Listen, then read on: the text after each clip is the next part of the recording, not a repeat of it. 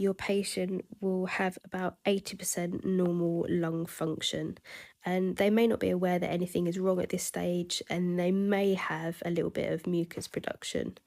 With stage 2, they will run at about 50 to 80% of normal lung function.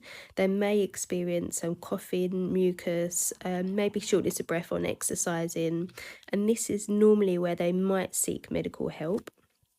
Stage 3, they will run at 30 to 50% of their normal lung function. They probably experience more frequent flare ups, shortness of breath, probably infections, cough, and maybe fatigue. And then stage 4, they will function at less than 30% of their normal function, and they will have much more frequent flare ups and even shortness of breath at rest. Some of your typical interventions might be monitoring of vital signs, especially your patient's heart rate, respiratory rate, and oxygen levels. That's a must.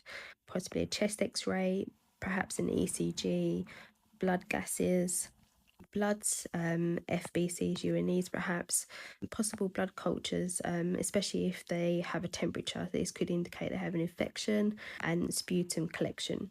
So some of your nursing interventions. So you want to try and nurse your patient in an upright position.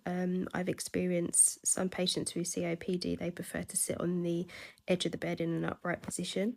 Obviously, your oxygen therapy, most COPD patients are on lower target, 88 to 92% SATs. Not all, but most, so you'd have to check that. But remember, hypoxia normally accounts for more deaths than hypercapnia, so be sure to monitor your patient's oxygen levels frequently.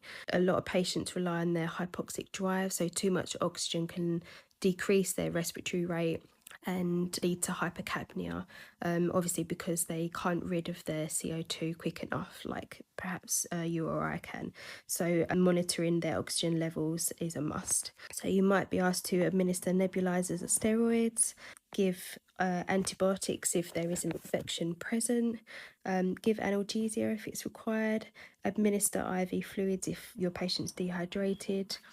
You might want to think about assessing your patient for non-invasive ventilation. So if you recognise they're not responding to the treatment, then you can assess this and escalate accordingly.